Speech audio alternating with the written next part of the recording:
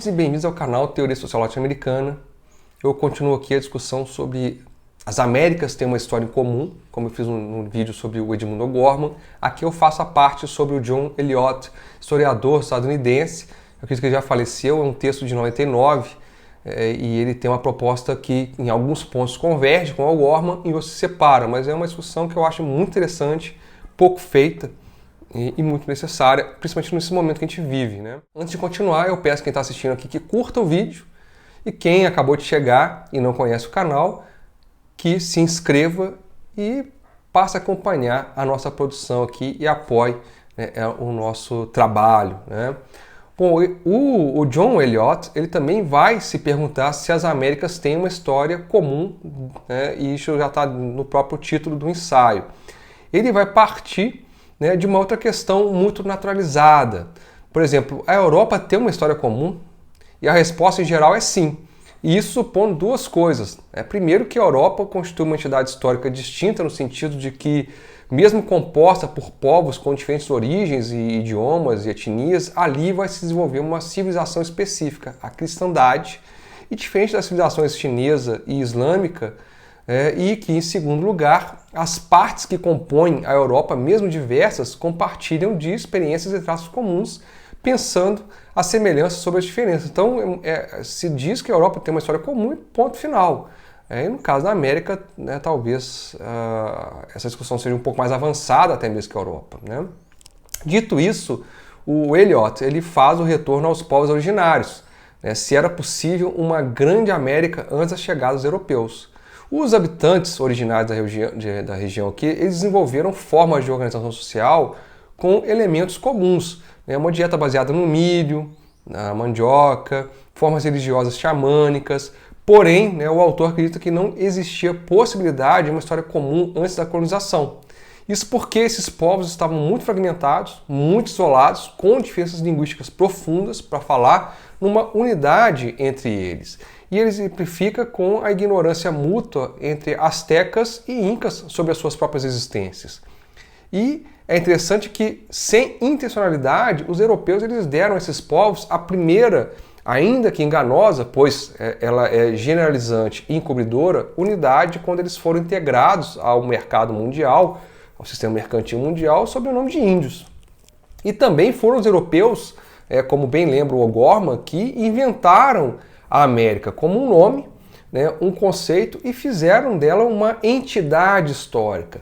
No entanto, o nome cunhado em 1507, né, pelo geógrafo alemão Martin Waldseemüller, só foi aceito no final do século XVII. Né? Por muito tempo permaneceu a noção de Índias ocidentais, e os espanhóis, os seus filhos que nasciam e viviam aqui, eles eram chamados de indianos. Então, independente do nome dessa entidade, a América ou Índias, o que importava era o conceito que esses nomes representavam.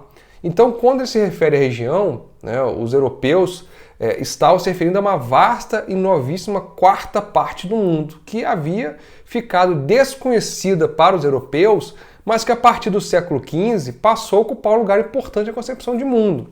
Esse novo mundo, tão abundante em terras e aparentemente em metais preciosos, fez com que muitas gerações de europeus projetassem aqui as suas esperanças, as suas aspirações e os seus sonhos, enquanto para aqueles, né, da suposta unidade original era um verdadeiro pesadelo e o fim do mundo, o Pachacuti, né, como eu falei na aula do Henrique Dussel aqui no canal, né?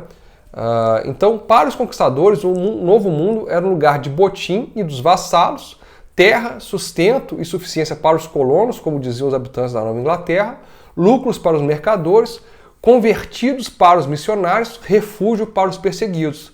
De modo que a América, então, ela significava e oferecia algo específico para cada subgrupo, né, social da Europa.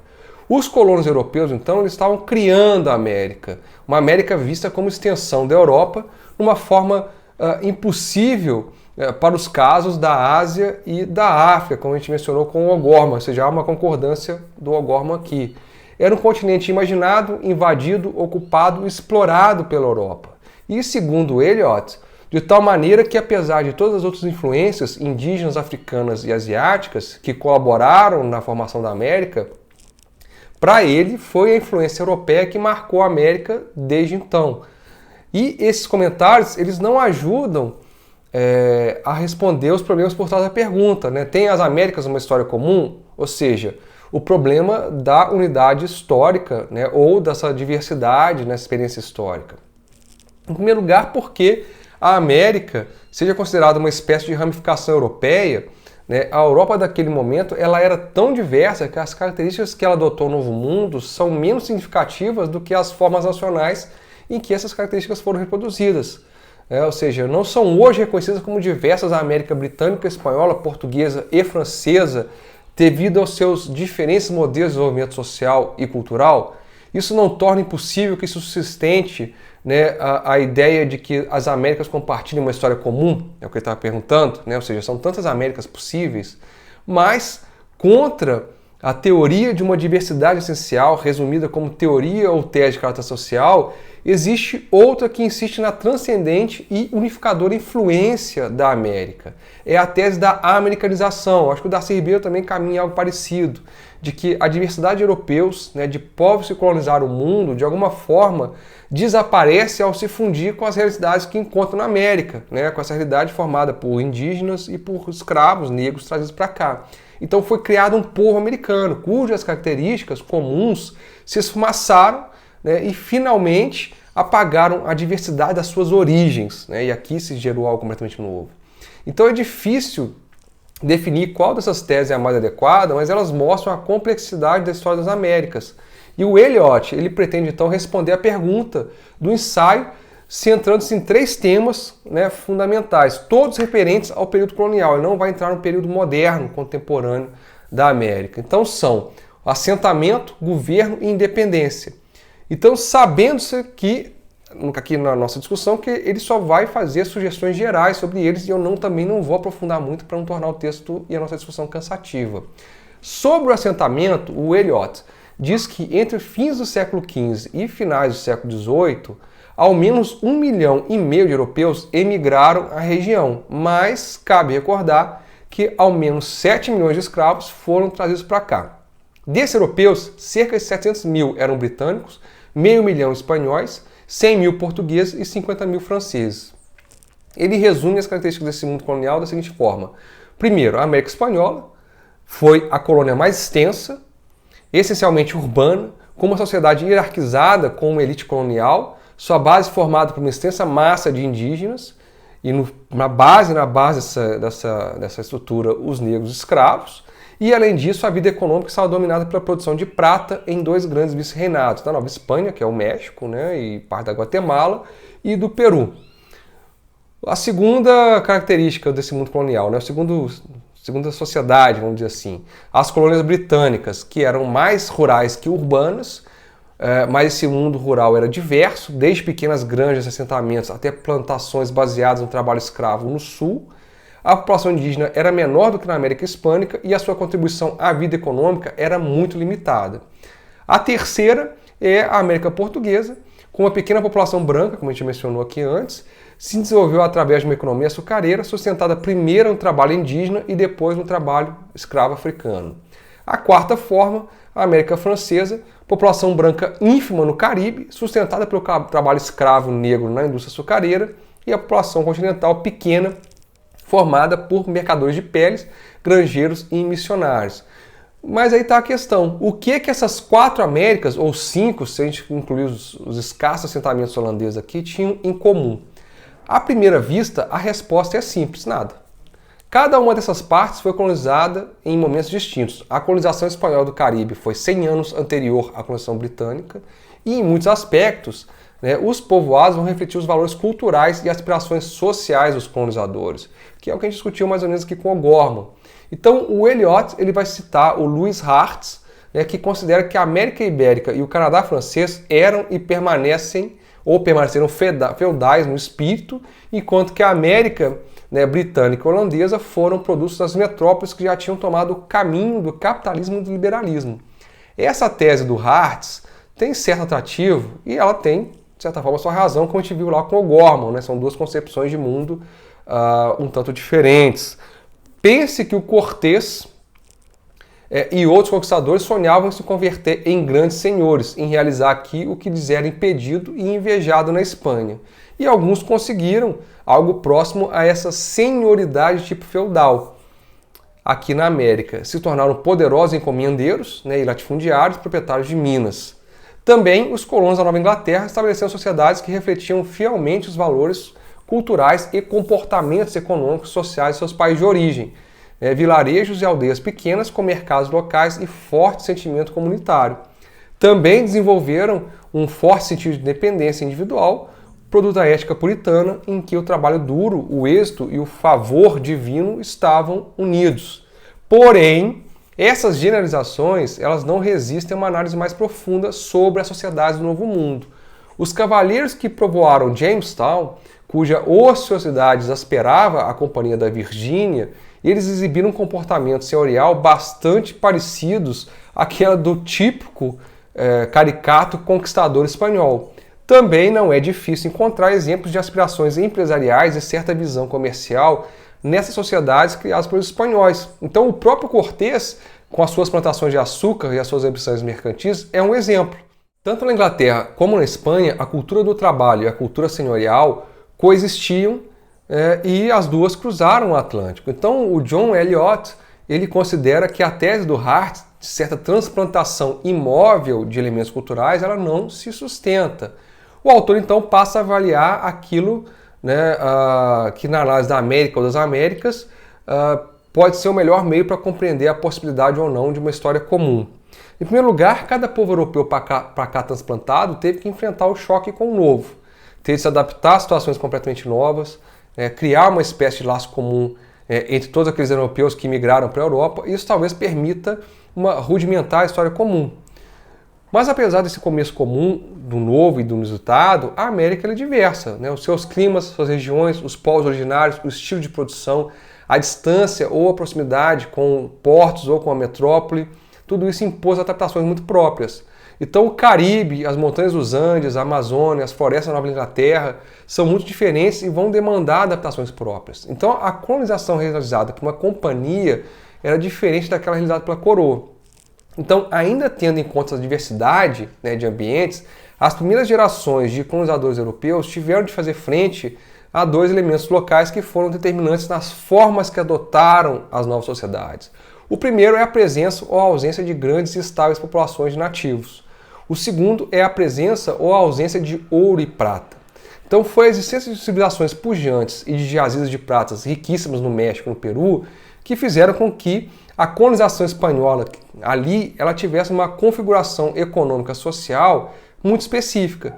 Primeiro, porque a população originária oferecia a força de trabalho em quantidade e reduzia a necessidade de uma imigração massiva da metrópole. A riqueza mineira, então, ela vai permitir, no caso espanhol, com que muitos colonos ascendessem e vivessem com certa abundância, emulando então esse modo de ser e de viver senhorial espanhol, e acabava hierarquizando mais rigidamente essa nascente sociedade. E mesmo sendo uma sociedade mercantil, as suas condições elas tendiam a reforçar os valores e atitudes sociais das camadas sociais mais elevadas daquela sociedade metropolitana, que era a referência para esses colonos em termos de socialização. Já na América Britânica, os primeiros imigrantes eles se decepcionaram quando não encontraram ali, nessas novas terras, nem ouro, nem prata fácil, nem grandes civilizações, mas tribos dispersas e nômades, e assim eles não tinham uma força de trabalho para submeter. E para colonizar o território, eles demandavam um envio contínuo de imigrantes, sejam trabalhadores livres, sejam servos de contratos independentes, ou fossem escravos negros naquelas regiões onde fosse possível desenvolver a agricultura de exportação de tabaco, açúcar e algodão. Então a gente vê aqui que nas 13 colônias, não uma América Britânica, mas duas. Por exemplo, uma na Nova Inglaterra e uma na Zona Atlântica, trabalhada por colonos e servos por contrato. E outra nas Índias Ocidentais e na Baía de Chesapeake, que era trabalhada por escravos, nessa produção de tabaco, açúcar e algodão. Então essa realidade colonial dupla produziam características paralelas e às vezes contraditórias importadas na metrópole.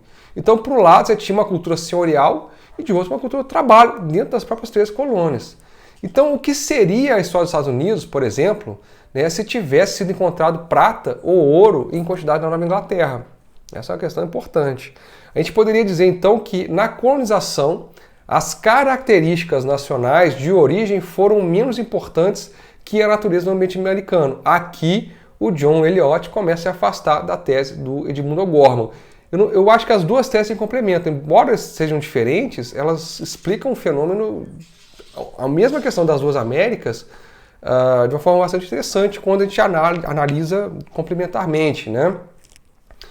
Em alguns aspectos, as colônias de Chesapeake têm muito mais em comum com o Brasil português e com as ilhas do Caribe, né, fossem espanholas ou francesas, do que com as colônias britânicas do norte. Então, nesse sentido, é possível falar de Américas diferentes, com diferentes histórias comuns, mas cujas diferenças eram menos resultado das características nacionais dos povoadores do que das condições ambientais. Porém, se do povoamento a gente volta nosso olhar para o governo e a cultura política da sociedade estabelecida nas Américas, a diversidade baseada nas origens metropolitanas ela é muito mais evidente. Então, nesse caso, o Eliot ele sugere que duas claras características definidoras que ajudaram a criar, né, essas duas Américas completamente diferentes. A primeira foi a presença ou a ausência de assembleias representativas, enquanto que a segunda foi a presença ou a ausência da diversidade religiosa. As sociedades coloniais da América Britânica, elas eram sociedades baseadas na ideia de consentimento político institucionalizado através de organizações representativas moldadas sobre aquelas metrópoles. Aquelas da metrópole, né? Nada fazia inevitável a transferência de formas parlamentares inglesas ao Novo Mundo. Tanto é que a Jamaica não tem esse processo. Porém, o Eliot ele acreditava que existia uma predisposição nesse sentido, porque a colonização ela se realizou, no caso das 13 colônias, sob a direção de companhias e não da coroa. Então eram companhias privadas. Essas companhias tinham que oferecer as mesmas liberdades, isenções e imunidades existentes na Inglaterra. No caso francês e espanhol, isso não era desejado, né? Não era sequer necessário para efetivar a escravidão. E uma combinação de conveniência, costume e concessão permitiram, então, o desenvolvimento de assembleias populares para assegurar a preservação daquelas liberdades, isenções e imunidades. Ou seja, não era nada genético ao nascente anglo-americano essa representatividade, né, do ponto de vista político e institucional. Essa tendência foi estabelecida na Virgínia e nas Bermudas acabou sendo estendida a novas colônias. Isso porque essas colônias tinham que competir entre si, né, pelos imigrantes. Os imigrantes, então, eles vinham para o assentamento colonial em busca de uma vida melhor e eles viam nessas assembleias um espaço de direito de representação. Se isso não acontecia, os imigrantes iam para outro assentamento. Diferentemente das colônias francesas e espanholas, esse tipo de assembleísmo nunca pôde se desenvolver. O Fernando e a Isabel, no momento da colonização, eles nunca pretenderam que as assembleias representativas fossem transplantadas às colônias. Isso não quer dizer que a política contratual, né, não fosse uma realidade no mundo hispânico na América, né, no mundo ibérico, mas que o poder espanhol ele era absolutista no momento que se inicia a conquista e a colonização. E isso permaneceu por muito tempo, né, diferentemente da Inglaterra. E não há nada de irracional nesse processo, né? Na América Espanhola, a colonização foi, como eu disse no vídeo anterior, acompanhada por uma estrutura burocrática poderosa que a coroa britânica nunca chegou a estabelecer de forma consistente nas colônias americanas. Sobre a diversidade religiosa, é claro que excluídas todas as matrizes fora do mundo cristão, as colônias britânicas eram muito mais abertas que as colônias ibéricas. Nas Américas espanhola, francesa e portuguesa, as relações entre igreja e Estado foram muito intensas e muito... Na América britânica, como na América holandesa do século XVII, a igreja reformada, ela tentou impor a conformidade total a seus ritos e doutrinas, mas essa concorrência entre diversas colônias para atrair imigrantes deu um impulso adicional à tendência fragmentadora do protestantismo e seitas. Tanto é que o Max Weber ele consegue desenvolver a ética protestante do espírito capitalismo depois que ele faz uma visita, né, aos Estados Unidos e lá ele vê a quantidade de seita e quais são mais tendentes à dinamização do capitalismo. Levando em conta a existência dessas diversas Américas, uma política religiosamente mais diversificada e a outra com uma política religiosamente mais fechada, mais centralizada e burocratizada politicamente, como que a gente pode defender a mínima pretensão de que essas diversas sociedades elas tivessem uma história comum? Então o Eliot passa a análise dos processos, né, do terceiro elemento que ele diz aqui de comparação, de independência para determinar um balanço dessas semelhanças e diferenças nas trajetórias históricas. A América Britânica ela conquistou a sua independência na década de 1770, enquanto a América Espanhola e Portuguesa só nas primeiras décadas do século XIX. O Eliot diz que a diferença temporal não é tão importante porque a consecução da independência por parte da América Britânica criou uma espécie de modelo que ajudou a América Ibérica a pensar na independência, o que talvez em outras condições não teria sido possível. E além disso, durante esse período, foram criadas novas conexões culturais e comerciais que ajudaram a romper as barreiras tradicionais que separavam as duas Américas e a esperança de que, mesmo que não partilhassem o passado comum, poderiam as duas Américas partilhar um destino comum. Porém, mesmo reconhecendo as contribuições das 13 colônias para a emancipação da Hispano-América, é possível encontrar processos similares em todo o hemisfério no século XVIII e apesar das grandes diferenças que a gente tem apontado.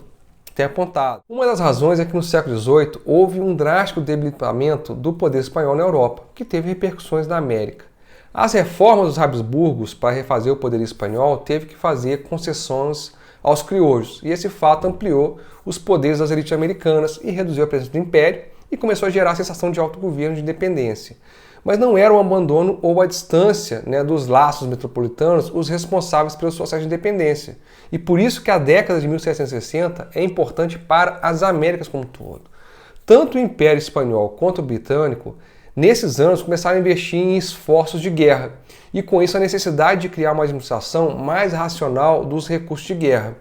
Então a Guerra dos Sete Anos, 1756-1763, impôs a necessidade à vitoriosa Inglaterra e à derrotada Espanha de redefinir melhor a relação entre a metrópole e as colônias. E aí entram as reformas administrativas dos Bourbons.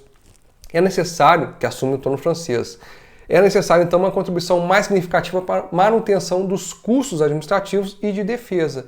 Essas tentativas de reforma administrativas e fiscais levaram à reavaliação das relações imperiais e provocaram indignação e oposição nas duas Américas, tanto na América Latina, na futura América Latina, como na futura América anglo-saxã. Essa oposição, essa resistência, ela fez com que a consciência americana começasse a aparecer nas duas Américas. E a rejeição da condição pura e simples de colônia. O distanciamento acabou fazendo com que começasse a se gerar uma ideia nacionalista ou proto-nacionalista nas colônias. Então, desde os anos 1760, começaram a ser produzidas e realizadas confrontações entre os americanos e aquelas metrópoles. Então, o Eliot destaca um fator comparativo interessante que guarda relação com a estrutura político-burocrática de dominação metropolitana. No caso espanhol, a maior dificuldade de libertação derivava da estrutura estatal espanhola, mais separada para absorver e conter rebeliões. E, de fato, foi só quando houve a invasão napoleônica em 1807 e o consequente enfraquecimento do poder imperial na colônia, porque o rei espanhol, o Carlos V, foi preso, teve que renunciar para o Fernando VII, enfim, foi dissolvido esse poder imperial. As recusas em ceder maiores liberdades políticas e de comércio, de manter um status inferior na noção de espanholidade, que as revoluções foram, no fato, ao final, inevitáveis e triunfantes. Então existiram diferenças profundas nesses processos de independência que tiveram também consequências nas novas configurações políticas dessas jovens nações. Eu não tenho dúvida de que as nossas independências foram essenciais para fomentar mundialmente o ideário republicano. A do Brasil, infelizmente, não contribuiu nada para isso, mas a criação dos Estados Unidos da América, como a reunião das antigas colônias britânicas e o esfacelamento dos antigos vice-reinados espanhóis em 17 nações, lembrando que algumas possessões inglesas e espanholas no Caribe se mantiveram como colônias, e isso demonstra as diferenças na própria estrutura colonial interna, E o que a gente tem aqui, né, para concluir, conforme o John Eliot faz nessa exposição muito interessante, que mesmo com todas as diferenças que merecem ser estudadas e explicadas desde a comparação, os processos desenvolvidos durante o período colonial até as independências sugerem, e aí ele distancia da tese do O'Gorman, haver, né, uma tendência ou tendências comuns a todas as Américas, o que permite dizer que sim, durante o período colonial há uma história comum. Porém, ele considera que o que torna a história da América uma história em comum é o contexto atlântico, a sua relação com a Europa. Ele diz que foi a história atlântica o elo das relações, né, dessas regiões. Mas e para o período posterior? E aí, aqui o Eliot ele converge com Edmund O'Gorman a respeito do século XIX. Ele vai discordar do historiador Herbert Bolton, que conseguia ver grandes convergências entre as duas Américas, porém, com a formação das nações e a unificação nacional, com a imigração massiva, o desenvolvimento das forças produtivas, isso acaba fazendo com que a gente se distanciasse muito. E é insuficiente para apontar as semelhanças e uma convergência. Então, para finalizar aqui, o Eliot diz que a um observador imparcial das 13 colônias, antes de 1760, era impensável que eles fossem a América, entre aspas, e mais especificamente a do Norte, e não parte da América, como defendeu o Bolívar por muito tempo. No mais é isso. Quem assistiu até aqui, eu peço que curta o vídeo. Quem não se inscreveu, que se inscreva no canal e aguarde que novos vídeos venham por aí. E como eu sempre digo, a América Latina existe, a América Latina insiste. Um abraço e até o próximo.